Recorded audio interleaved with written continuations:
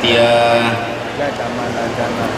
ಭಜದಮಲ ಜನ ಔನ್ನತ್ಯ ಭೂತಿ ಅರ್ಪಕಾಯ ಕ್ಷಿತ್ಯಾಂ ಅತ್ಯಲ್ಪ ಭೃತ್ಯೇಷ್ವಪಿ ಕುಜನಕೃತ ಔದ್ಧತ್ಯ ಭೂತ್ಯಾಜಕಾಯ ಕರ್ತ್ರೇ ಧರ್ತ್ರೇ ಅಥ ಹರ್ತ್ರೇ ಹಯಂಕಹರಯೇ ಅಮುತ್ರ ಪಾತ್ರೇ ನಮಸ್ತೆ ತಸ್ಮೈ ಕಸ್ಮೈಚಿತ್ ಅಸ್ಮನ್ಮನಸಿ ಧೃತಕಥಾ ವಿಸ್ಮೃತೌ ಸ್ಮಾರಕಾಯ ಶ್ರೀ ಗುರುಭ್ಯೋ ನಮಃ.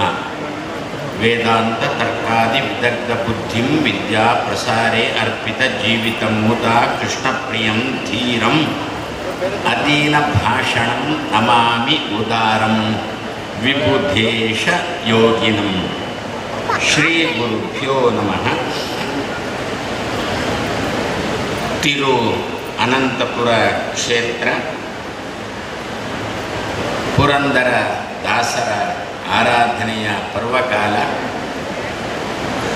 ವಾದಿರಾಜ ಶ್ರೀಪಾದರು ಸಂಚಾರ ಮಾಡ್ತಾ ಮಾಡ್ತಾ ಮಾಡ್ತಾ ಈ ಕ್ಷೇತ್ರಕ್ಕೂ ಬಂದಿದ್ದರು. ವಾದಿರಾಜ ಶ್ರೀಪಾದರು ಬರುವುದಕ್ಕಿಂತ ಮೊದಲು ಆನಂದ ತೀರ್ಥರೇ ಈ ಕ್ಷೇತ್ರಕ್ಕೆ ತನ್ನ ಪಾದವನ್ನು ಬೆಳೆಸಿದರು.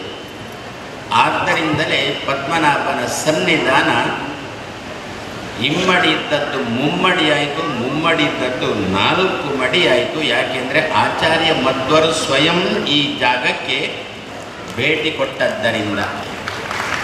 ಎಲ್ಲ ಸಂಗೀತಕಾರರಿಗೆ ಪಿತಾಮಹ ಸ್ಥಾನದಲ್ಲಿ ಇರುವವರು ಪುರಂದರ ದಾಸರು ಅಂತ ನಾವು ಹೇಳ್ತೇವೆ. ಆದರೆ ಅವರಿಗೂ ಪಿತಾಮಹ ಸ್ಥಾನದಲ್ಲಿ ಇರುವವರು ಆಚಾರ್ಯ ಮಧ್ವರು. ನಾನಾ ಸುಭಾಷಿತ ಸ್ತೋತ್ರ ಗಾಥಾಧಿಕೃತಿ ಸತ್ಕೃತಿ ನಾರಾಯಣ ಪಂಡಿತಾಚಾರ್ಯರು ಉದ್ಗಾರ ಮಾಡ್ತಾರೆ.